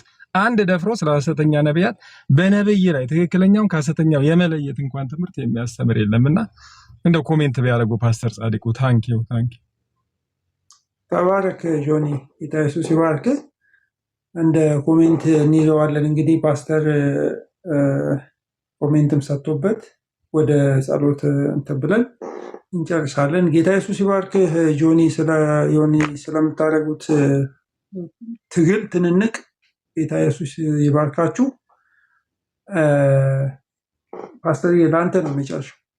ያ እንግዲህ ጥሩ ኦብዘርቬሽን ነው። አንዳንድ ጊዜ ምንድን ነው እውነትን ይዙና ሰዎች ፓሽኑ የላቸውም። ማለት እውነትን በፓሽን የመግለጽ ነገር ሲቀንስ ሰውየው ለምሳሌ ስለ ክርስቶስ ዳግም ምጽአት እየሰበከ እንግዲህ ያው ጌታ ይመጣል እንግዲህ እያለ ቢሰብክ አሁን ምን ጉድ ነው ማለት እንደሚመጣ አምኖ ነው መስበክ ያለበት። እና አንዱ ችግር እውነት ይዙና ፓሽን የሌላቸው አሉ። ሌላው እውነቱንም በተገቢው መንገድ ተሰጦ ይጠይቃል። መቼም በመልካም የሚያስተዳድሩ ይልቁንም በመስበክና በማስተማር የሚደክሙ ስለሚል መስበክም ሆነ ማስተማር ተሰጦን የሚጠይቅ ነገር ነው።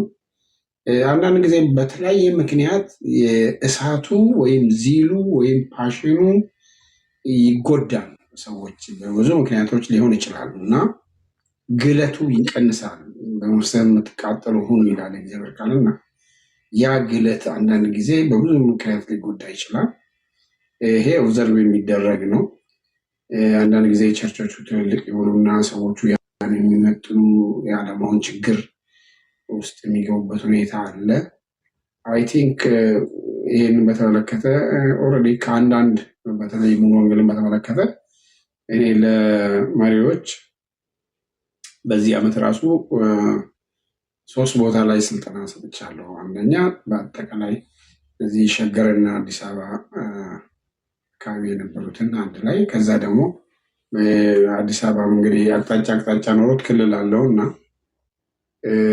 ይሄ ነገር ትንሽ በደንብ ደጋግመን እንግዲህ የፕራክቲካል ቲዮሎጂ የሚባል ነገር አለ፣ ወይም ቲዮሎጂ ኦፍ ኮንግሬጌሽን ይሉታል። ኮንግሬጌሽናል ቲዮሎጂ ይሄ ደቀ መዝሙር የማድረጉን ዲሳይፕል የመሳሰለውን የሊደርሺፑን የስብከቱን እንዴት ነው ሰው የሚሰብከው የሚለውን ቢማሩ በትምህርት ቤት አንዳንድ ጊዜ ተምረው ከተመረቁ በኋላ እንደገና የማያነቡ ያንኑ የማይከታተሉ ከሆነ ምንም ሰርቲፊኬቱን ተሰቅሏል፣ ግን እንትኑ ላይኖር ይችላል።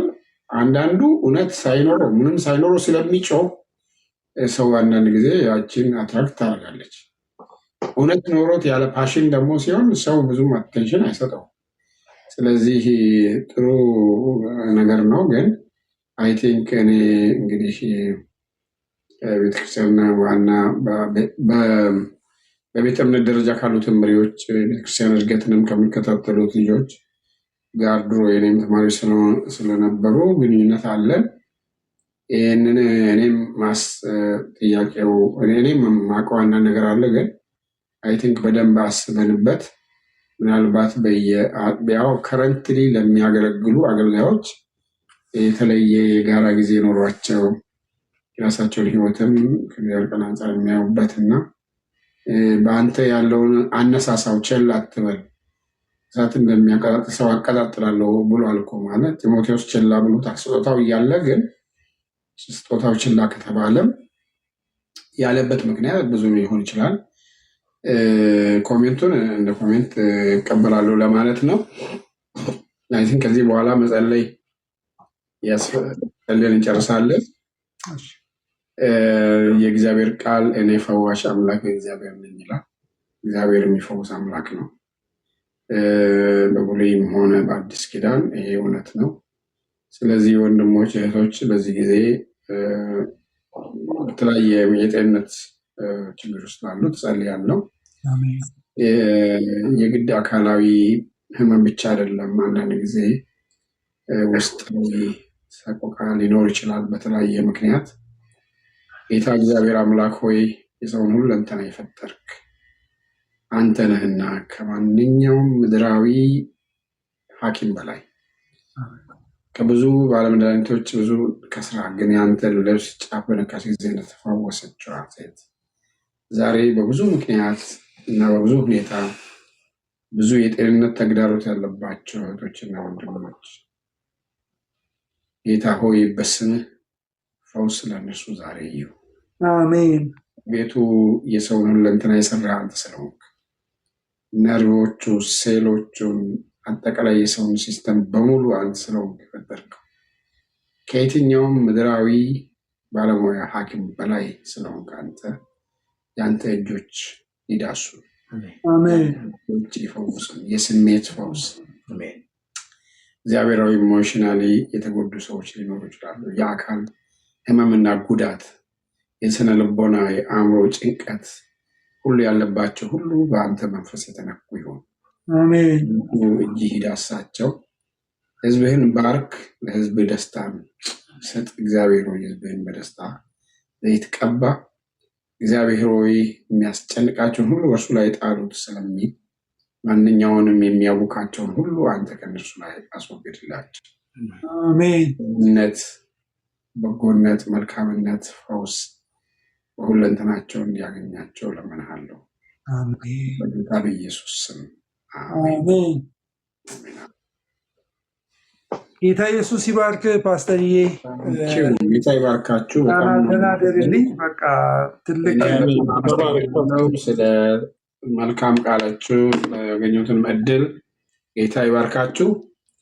ሁላችንም እንግዲህ እስከ መገለጡ እንዲጠብቀን እንጸልያለን። ጌታ ከሁላችን ጋር ይሁን። ሌላ ጊዜ እንመጣለን። እንግዲህ በቀን ያቺ ያው እንትን ስማ ሃው ቱ ሃንድል ክሪቲሲዝም የምትለዋ እናያለን። አስፈላጊ ከሆነ እኔም ወደፊት ያው ተነጋግረናል። ሌላ አንድ ትምህርትም አለ እኔ ማስተምረው እነዚህን አትምሰሏቸው የሚል በሁለተኛ ጴጥሮስ እና በይሁዳ መልእክት ላይ የተመሰረተ። ስለዚህ እንነጋገራለን፣ በደንብ በጣም እንነጋገራለን። ፓስተር ስቱዲዮም ያልቃል የዛን ጊዜ እንግዲህ በደንብ ተባረኩ ወገኖች። የፓስተርን ፕሮግራሙን ቲክቶክ ላይ እንትን እልላችኋለሁ፣ እዛ ላይ ታዩታላችሁ። እችን መዝሙር ሰምተን እንወጣለን።